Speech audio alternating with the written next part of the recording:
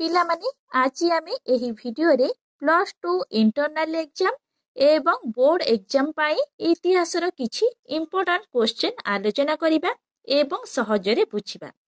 ପିଲାମାନେ ତା ପୂର୍ବରୁ ତମମାନଙ୍କୁ ଗୋଟେ କଥା କହିବି କି ବହୁତ ପିଲା ଅଛନ୍ତି କୁହନ୍ତି କି ଆମର ଇତିହାସ ହବନି, ଇତିହାସ ଆମର ମନେ ରହୁନି।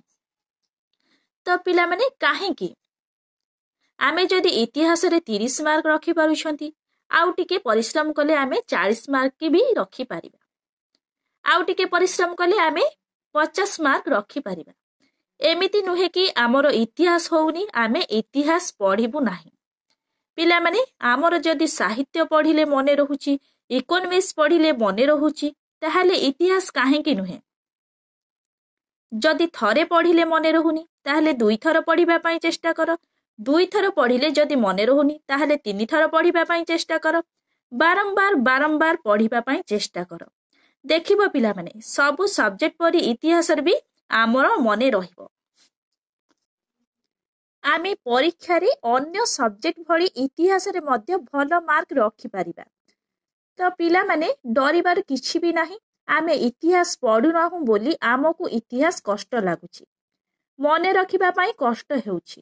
ତମର ଯେଉଁ ସବଜେକ୍ଟ ବି ହଉନାହିଁ, ତମେ ମାନେ ବାରମ୍ବାର ପଢିବା ପାଇଁ ଚେଷ୍ଟା କର। ଦେଖିବ ପିଲାମାନେ ତୁମେ ବି ବୋର୍ଡ ଏକ୍ଜାମରେ ବହୁତ ଭଲ ମାର୍କ ରଖିପାରିବ। ଆଉ ଏକ୍ଜାମ ରେଜଲ୍ଟ ବାହାରିବା ପରେ ଥରେ ନିଜକୁ ପ୍ରଶ୍ନ କରିବ, ସତରେ କଣ ମୁଁ ଏତେ ଭଲ ମାର୍କ ରଖିଛି? ତ ପିଲାମାନେ ଆମେ ଆଉ ସମୟ ନଷ୍ଟ ନ କରି ଇତିହାସର କିଛି 2 ମାର୍କିଆ ପ୍ରଶ୍ନ ଆମେ ଆଲୋଚନା କରିବା ଏବଂ ସହଜରେ ବୁଝିବା। ପିଲାମାନେ ପ୍ରଥମ ପ୍ରଶ୍ନ ତମମାନଙ୍କ ପାଇଁ, କେବେ ପ୍ରଥମ ଗୋଲଟେବୁଲ ବୈଠକ ବସିଥିଲା ଏବଂ କିଏ ସେଠାରେ ଓଡ଼ିଶାର ପ୍ରତିନିଧିତ୍ୱ କରିଥିଲେ?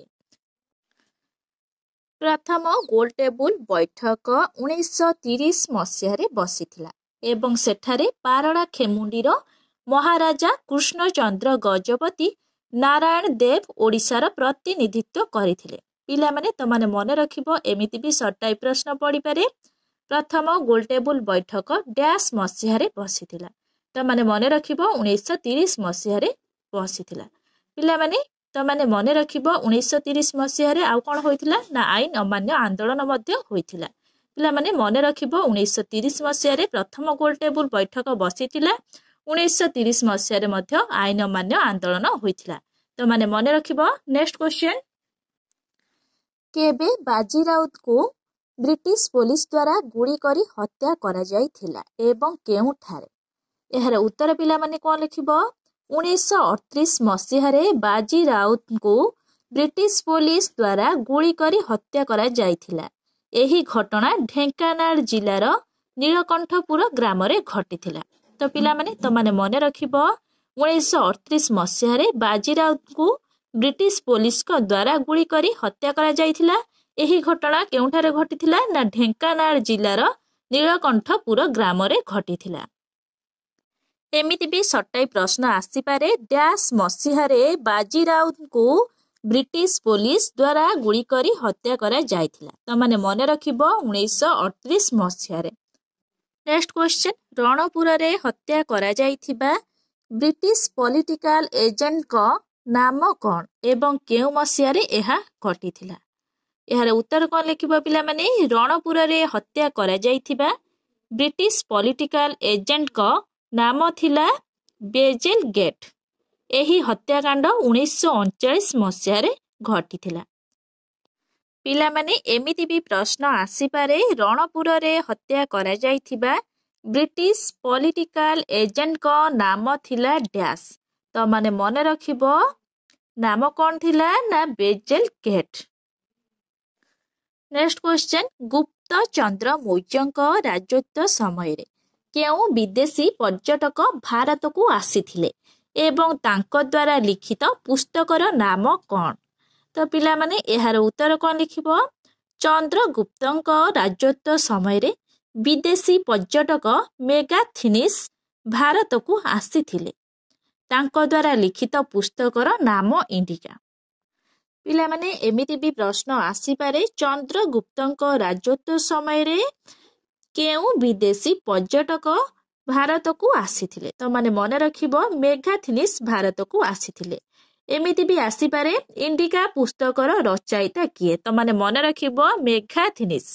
ମେଘାଥିନିସ୍ ହେଉଛନ୍ତି ଇଣ୍ଡିକା ପୁସ୍ତକର ରଚୟିତା। ପିଲାମାନେ ଏଇଥିରୁ ଆମେ 2ଟି ସର୍ଟ ପ୍ରଶ୍ନ ପାଇପାରିଲେ। ନେକ୍ସଟ କ୍ୱେଶ୍ଚନ, କିପରି ସିନ୍ଧୁ ସଭ୍ୟତାର ବିଲୟ ଘଟିଲା ବା ପତନ ଘଟିଲା? ଏହାର ଉତ୍ତର କଣ ଲେଖିବ ପିଲାମାନେ? ପ୍ରାକୃତିକ ଅବକ୍ଷୟ, ଦୈବୀ ଦୁର୍ବିପାକ, ବୈଦେଶିକ ଆକ୍ରମଣ ଓ ନାଗରିକ ଜୀବନର କ୍ଷୟ ଯୋଗୁଁ ହରପ୍ପା ସଂସ୍କୃତିର ପତନ ଘଟିଲା। ପିଲାମାନେ ଏମିତି ବି ଆସିପାରେ ପ୍ରଶ୍ନ, ହରପ୍ପା ସଭ୍ୟତାର ବା ହରପ୍ପା ସଂସ୍କୃତିର ପତନ କିପରି ଘଟିଲା ବା କିପରି ସିନ୍ଧୁ ସଭ୍ୟତାର ବିଲୟ ଘଟିଲା। ତ ମାନେ ମନେ ରଖିବ କିପରି ନା ପ୍ରାକୃତିକ ଅବକ୍ଷୟ, ଦୈବୀ ଦୁର୍ବିପାକ, ବୈଦେଶିକ ଆକ୍ରମଣ ଓ ନାଗରିକ ଜୀବନର କ୍ଷୟ ଯୋଗୁଁ ହରପ୍ପା ସଂସ୍କୃତିର ପତନ ଘଟିଲା। ନେକ୍ସଟ କ୍ୱେଶ୍ଚନ, ମହାବୀର କିପରି ଆତ୍ମାର ବର୍ଣ୍ଣନା କରିଛନ୍ତି? ଏହାର ଉତ୍ତର କଣ ଲେଖିବ ପିଲାମାନେ? ମହାବୀରଙ୍କ ମତରେ ଆତ୍ମା ଶାଶ୍ୱତ, ଶୁଦ୍ଧ, ଗୁଣ ସହିତ, ମୃତ୍ୟୁହୀନ ଏବଂ ଓଜନହୀନ, ଯାହାକୁ ଜୀବ କୁହାଯାଏ। ପ୍ରବୃତ୍ତି, ଅଜ୍ଞତା, କାମନା ଇତ୍ୟାଦି ଦ୍ୱାରା ଆଚ୍ଛାଦିତ ହେବା ଫଳରେ ଆତ୍ମା ବନ୍ଧନ ଯୁଗ ହୋଇଥାଏ ଏବଂ ଜନ୍ମ ମୃତ୍ୟୁ ଚକ୍ରରେ ବାରମ୍ବାର ଘୁରି ବୁଲୁଥାଏ।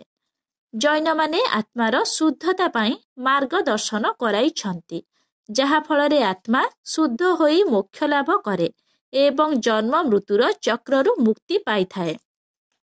ପିଲାମାନେ ଏମିତି ବି ପ୍ରଶ୍ନ ଆସିପାରେ, ସର୍ଟ ପ୍ରଶ୍ନ, ଡ୍ୟାସ୍ ଡ୍ୟାସ୍ ଆତ୍ମାର ଶୁଦ୍ଧତା ପାଇଁ ମାର୍ଗଦର୍ଶନ କରାଇଛନ୍ତି।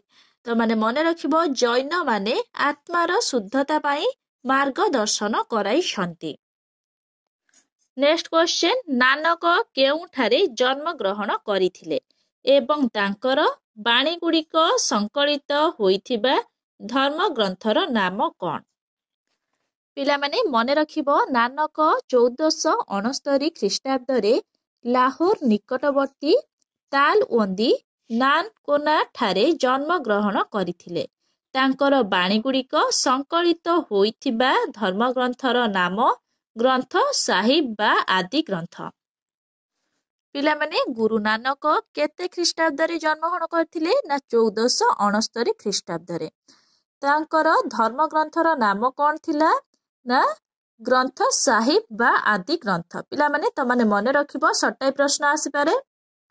ନେକ୍ସଟ କ୍ୱେଶ୍ଚନ, ଯମୁନା କୂଳରେ ଶାହଜାହାନ କେଉଁ ସ୍ମାରକୀ ନିର୍ମାଣ କରିଥିଲେ ଏବଂ କିଏ ଏହାର ମୁଖ୍ୟ ସ୍ଥପତି ଥିଲେ? ପିଲାମାନେ ଏହାର ଉତ୍ତର କଣ ଲେଖିବ? ଯମୁନା ନଦୀ କୂଳରେ ଶାହଜାହାନ ତାଜମହଲ ନିର୍ମାଣ କରିଥିଲେ। ଏହାର ମୁଖ୍ୟ ସ୍ଥପତି ଥିଲେ ଉସ୍ତାଦ ଅହମଦ ଲାହୋରୀ। ପିଲାମାନେ ଏମିତି ବି ପ୍ରଶ୍ନ ଆସିପାରେ, ଡ୍ୟାସ୍ ନଦୀ କୂଳରେ ଶାହଜାହାନ ତାଜମହଲ ନିର୍ମାଣ କରିଥିଲେ। ତ ମାନେ ମନେ ରଖିବ ଯମୁନା ନଦୀ କୂଳରେ ଶାହଜାହାନ ତାଜମହଲ ନିର୍ମାଣ କରିଥିଲେ। ଏମିତି ବି ପ୍ରଶ୍ନ ଆସିପାରେ, ତାଜମହଲ କିଏ ନିର୍ମାଣ କରିଥିଲେ? ତ ମାନେ ମନେ ରଖିବ ଶାହଜାହାନ ତାଜମହଲ ନିର୍ମାଣ କରିଥିଲେ। ନେକ୍ସଟ କ୍ୱେଶ୍ଚନ, କେଉଁ ତାରିଖରେ ସିପାହୀ ମାନେ ମିରଟରେ ବିଦ୍ରୋହ କରିଥିଲେ ଏବଂ କେଉଁ ତାରିଖରେ ସେମାନେ ଦ୍ୱିତୀୟ ବାହାଦୁର ଶାହାଙ୍କୁ ଭାରତର ସମ୍ରାଟ ବୋଲି ଘୋଷଣା କରିଥିଲେ? ପିଲାମାନେ ଏହାର ଉତ୍ତର କଣ ଲେଖିବ? ନା 1857 ମସିହା ମେ 10 ତାରିଖରେ ସିପାହୀ ମାନେ ମିରଟରେ ବିଦ୍ରୋହ କରିଥିଲେ ଏବଂ 1857 ମସିହା ମେ 11 ତାରିଖରେ ସେମାନେ ଦ୍ୱିତୀୟ ବାହାଦୁର ଶାହାଙ୍କୁ ଭାରତର ସମ୍ରାଟ ବୋଲି ଘୋଷଣା କରିଥିଲେ। ପିଲାମାନେ ଏମିତି ବି ପ୍ରଶ୍ନ ଆସିପାରେ, ଡ୍ୟାସ୍ ମସିହାରେ ଦ୍ୱିତୀୟ ବାହାଦୁର ଶାହାଙ୍କୁ ଭାରତର ସମ୍ରାଟ ବୋଲି ଘୋଷଣା କରିଥିଲେ। ତ ମାନେ ମନେ ରଖିବ 1857 ମସିହାରେ ଦ୍ୱିତୀୟ ବାହାଦୁର ଶାହାଙ୍କୁ ଭାରତର ସମ୍ରାଟ ବୋଲି ଘୋଷଣା କରିଥିଲେ। ନେକ୍ସଟ କ୍ୱେଶ୍ଚନ, କାହିଁକି ସାଧାରଣ ଲୋକେ ଡାକରେ ଚିଠି ଗ୍ରହଣ କରିବାକୁ ମନା କରୁଥିଲେ ଏବଂ ଡେଲହାଉସି କିପରି ଏହାର ସମାଧାନ କଲେ? ଏହାର ଉତ୍ତର କଣ ଲେଖିବ ପିଲାମାନେ? ସେତେବେଳେ ଏକ ନିର୍ଦ୍ଦିଷ୍ଟ ଡାକ ନୀତି ନଥିଲା ଏବଂ ଚିଠି ଗ୍ରହୀତାଙ୍କୁ ତାଙ୍କ ଖର୍ଚ୍ଚ ଦେବାକୁ ପଡୁଥିଲା। ସେଥିପାଇଁ ଚିଠି ଗ୍ରହଣ କରିବା ପାଇଁ ଗ୍ରହୀତା ଅମଙ୍ଗ ହେଉଥିଲେ। ଡେଲହାଉସି ଏକ ନୂତନ ଭାବନୀତି ପ୍ରଚଳନ କଲେ ଯେଉଁଥିରେ ଚିଠି ପ୍ରେରକକୁ ଖର୍ଚ୍ଚ ବହନ କରିବାକୁ ପଡ଼ିଲା। ଏହିପରି ଭାବରେ ଡେଲହାଉସି ଚିଠି ସମସ୍ୟାର ସମାଧାନ କରିଥିଲେ। ପିଲାମାନେ ଏମିତି ବି ସର୍ଟାଇ ପ୍ରଶ୍ନ ଆସିପାରେ ଡ୍ୟାସ୍ ଚିଠି ସମସ୍ୟାର ସମାଧାନ କରିଥିଲେ। ତ ମାନେ ମନେ ରଖିବ ଡେଲହାଉସି ଚିଠି ସମସ୍ୟାର ସମାଧାନ କରିଥିଲେ। ନେକ୍ସଟ କ୍ୱେଶ୍ଚନ, ସାଇମନ କମିଶନ କାହିଁକି ଭାରତ ଆସିଥିଲେ ଏବଂ ଏଥିରେ କେତେ ଜଣ ସଭ୍ୟ ଥିଲେ? ପିଲାମାନେ ଏହି କ୍ୱେଶ୍ଚନଟି ତମାନଙ୍କ ପାଇଁ ବହୁତ ଇମ୍ପୋର୍ଟାଣ୍ଟ ଅଛି। ଏହାର ଉତ୍ତର କଣ ଲେଖିବ? 1919 ଭାରତ ଶାସନ ଆଇନ ବା ମଣ୍ଟେଗୁ ଜେମ୍ସ ଫୋର୍ଡି ଶାସନ ସଂସ୍କାର ଆଇନର କାର୍ଯ୍ୟକାରିତାକୁ ଅନୁଧ୍ୟାନ କରିବା ପାଇଁ ସାଇମନ କମିଶନ ଭାରତକୁ ଆସିଥିଲେ ଏବଂ ଏଥିରେ 7 ଜଣ ସଦସ୍ୟ ଥିଲେ। ପିଲାମାନେ ହୁଏତ ତମାନଙ୍କୁ ମନେ ରଖିବା ପାଇଁ କଷ୍ଟ ହବ, ତମାନେ କଣ କରିବ ନା ବାରମ୍ବାର ପଢିବା ପାଇଁ ଚେଷ୍ଟା କରିବ ଏବଂ ମନେ ରଖିବା ପାଇଁ ଚେଷ୍ଟା କରିବ। ଇତିହାସରେ କଣ ହୁଏ ନା ପିଲାମାନେ ମସିହା ବହୁତ ଗୁଡିଏ ଥାଏ ଆଉ ବହୁତ ଗୁଡିଏ କଷ୍ଟିଆ ଶବ୍ଦ ଦେଇଥାଏ, ଯାହା ଫଳରେ ଆମକୁ ମନେ ରଖିବା ପାଇଁ ବହୁତ କଷ୍ଟ ହୁଏ। ସେଥିପାଇଁ ପିଲାମାନେ ଏମିତି ନୁହେଁ କି ଆମେ ଇତିହାସ ପଢିବା ଛାଡିଦେବା, ଆମେ କଣ କରିବା ନା ବାରମ୍ବାର ପଢିବା ପାଇଁ ଚେଷ୍ଟା କରିବା। ଦେଖିବା ପିଲାମାନେ ତାପରେ ଇତିହାସ ଆମକୁ ବହୁତ ସହଜ ଲାଗିବ। ପିଲାମାନେ ମନେ ରଖିବ 1919 ଭାରତ ଶାସନ ଆଇନ ବା ମଣ୍ଟେଗୁ ଜେମ୍ସ ଫୋର୍ଡି ଶାସନ ସଂସ୍କାର ଆଇନର କାର୍ଯ୍ୟକାରିତାକୁ ଅନୁଧ୍ୟାନ କରିବା ପାଇଁ ସାଇମନ କମିଶନ ଭାରତକୁ ଆସିଥିଲେ ଏବଂ ସେଥିରେ କେତେ ଜଣ ସଦସ୍ୟ ଥିଲେ ନା 7 ଜଣ ସଦସ୍ୟ ଥିଲେ। ନେକ୍ସଟ କ୍ୱେଶ୍ଚନ, କେବେ ଭାରତୀୟ ଜାତୀୟ କଂଗ୍ରେସ ଦ୍ୱାରା ଭାରତ ଛାଡ଼ ପ୍ରସ୍ତାବ ଗୃହୀତ ହୋଇଥିଲା ଏବଂ କେଉଁଠାରେ ଏହି ପ୍ରସ୍ତାବ ଆଗତ କରିଥିଲେ? ତ ପିଲାମାନେ ଏହି କ୍ୱେଶ୍ଚନଟି ତମାନଙ୍କ ପାଇଁ ବହୁତ ଇମ୍ପୋର୍ଟାଣ୍ଟ ଅଛି। ତମାନେ ଏହାର ଉତ୍ତର କଣ ଲେଖିବ? 1942 ମସିହା ଅଗଷ୍ଟ 8 ତାରିଖ ଦିନ ଭାରତୀୟ ଜାତୀୟ କଂଗ୍ରେସ ଦ୍ୱାରା ଭାରତ ଛାଡ଼ ପ୍ରସ୍ତାବ ଗୃହୀତ ହୋଇଥିଲା। ଜବାହରଲାଲ ନେହେରୁ ବମ୍ବେ ଠାରେ ଏହି ପ୍ରସ୍ତାବ ଆଗତ କରିଥିଲେ। ପିଲାମାନେ ମନେ ରଖିବ ଭାରତ ଛାଡ଼ ଆନ୍ଦୋଳନ କେତେ ମସିହାରେ ହୋଇଥିଲା ନା 1942 ମସିହାରେ ହୋଇଥିଲା। ପିଲାମାନେ ଏମିତି ବି ପ୍ରଶ୍ନ ଆସିପାରେ ଜବାହରଲାଲ ନେହେରୁ ଭାରତ ଛାଡ଼ ଆନ୍ଦୋଳନକୁ ଡ୍ୟାଶ ଠାରେ ଆଗତ କରିଥିଲେ। ତ ମାନେ ମନେ ରଖିବ ବମ୍ବେ ଠାରେ ଏହି ପ୍ରସ୍ତାବ ଆଗତ କରିଥିଲେ। ପିଲାମାନେ ଏମିତି ବି ପ୍ରଶ୍ନ ଆସିପାରେ ଡ୍ୟାଶ ମସିହାରେ ଭାରତ ଛାଡ଼ ପ୍ରସ୍ତାବ ଗୃହୀତ ହୋଇଥିଲା। ତ ମାନେ ମନେ ରଖିବ 1942 ମସିହାରେ ଭାରତ ଛାଡ଼ ପ୍ରସ୍ତାବ ଗୃହୀତ ହୋଇଥିଲା ବା ଭାରତ ଛାଡ଼ ଆନ୍ଦୋଳନ ହୋଇଥିଲା। ନେକ୍ସଟ କ୍ୱେଶ୍ଚନ, କେବେ ଏବଂ କେଉଁଠାରେ ଉତ୍କଳ ସଭା ଗଠିତ ହୋଇଥିଲା? ଏହାର ଉତ୍ତର କଣ ଲେଖିବ ପିଲାମାନେ? 1882 ମସିହାରେ ଉତ୍କଳ ସଭା ଗଠିତ ହୋଇଥିଲା। କଟକ ଠାରେ ଏହି ସଭା ଗଠିତ ହୋଇଥିଲା। ପିଲାମାନେ ତମାନେ ମନେ ରଖିବ ଏମିତି ବି ସର୍ଟାଇ ପ୍ରଶ୍ନ ଆସିପାରେ ଡ୍ୟାଶ ମସିହାରେ ଉତ୍କଳ ସଭା ଗଠିତ ହୋଇଥିଲା। ତମାନେ ଏହାର ଉତ୍ତର କଣ ଲେଖିବ ନା 1882 ମସିହାରେ ଉତ୍କଳ ସଭା ଗଠିତ ହୋଇଥିଲା। ଏମିତି ବି ପ୍ରଶ୍ନ ଆସିପାରେ ଡ୍ୟାଶ ଠାରେ ଉତ୍କଳ ସଭା ଗଠିତ ହୋଇଥିଲା। ତ ମାନେ ମନେ ରଖିବ କଟକ ଠାରେ ଉତ୍କଳ ସଭା ଗଠିତ ହୋଇଥିଲା। ପିଲାମାନେ ଏହି କ୍ୱେଶ୍ଚନରୁ ଆମେ 2ଟି ସର୍ଟାଇ ପ୍ରଶ୍ନ ପାଇପାରିଲେ। ନେକ୍ସଟ କ୍ୱେଶ୍ଚନ ଦେଖିବା। ନେକ୍ସଟ କ୍ୱେଶ୍ଚନ, ସତ୍ୟବାଦୀ ବନ ବିଦ୍ୟାଳୟ କିଏ ପ୍ରତିଷ୍ଠା କରିଥିଲେ? ଏହା କେଉଁ ବର୍ଷ ପ୍ରତିଷ୍ଠିତ ହୋଇଥିଲା? ଏହାର ଉତ୍ତର କଣ ଲେଖିବ ପିଲାମାନେ? ଗୋପବନ୍ଧୁ ଦାସ ସତ୍ୟବାଦୀ ବନ ବିଦ୍ୟାଳୟ ପ୍ରତିଷ୍ଠା କରିଥିଲେ। ଏହା 1909 ଖ୍ରୀଷ୍ଟାବ୍ଦରେ ପ୍ରତିଷ୍ଠିତ ହୋଇଥିଲା। ପିଲାମାନେ ଏଥିରୁ 2ଟି ସର୍ଟାଇ ପ୍ରଶ୍ନ ଆସିପାରେ, ତମାନେ ମନେ ରଖିବ କିଏ ସତ୍ୟବାଦୀ ବନ ବିଦ୍ୟାଳୟ ପ୍ରତିଷ୍ଠା କରିଥିଲେ? ତମାନେ ମନେ ରଖିବ ଗୋପବନ୍ଧୁ ଦାସ ସତ୍ୟବାଦୀ ବନ ବିଦ୍ୟାଳୟ ପ୍ରତିଷ୍ଠା କରିଥିଲେ।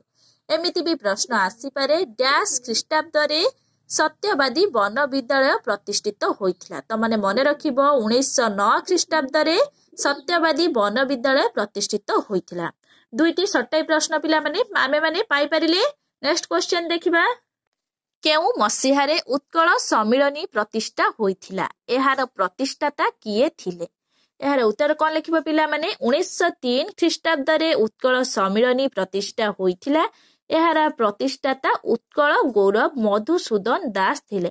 ପିଲାମାନେ ଏମିତି ବି ପ୍ରଶ୍ନ ଆସିପାରେ ଡ୍ୟାଶ ମସିହାରେ ଉତ୍କଳ ସମ୍ମିଳନୀ ପ୍ରତିଷ୍ଠା ହୋଇଥିଲା।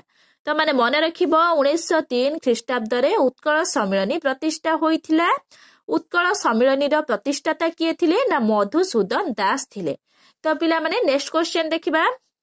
ନେକ୍ସଟ କ୍ୱେଶ୍ଚନ, କେଉଁ ବର୍ଷ ସାମ୍ବିଧାନିକ ସଭାର ପ୍ରଥମ ବୈଠକ ଅନୁଷ୍ଠିତ ହୋଇଥିଲା?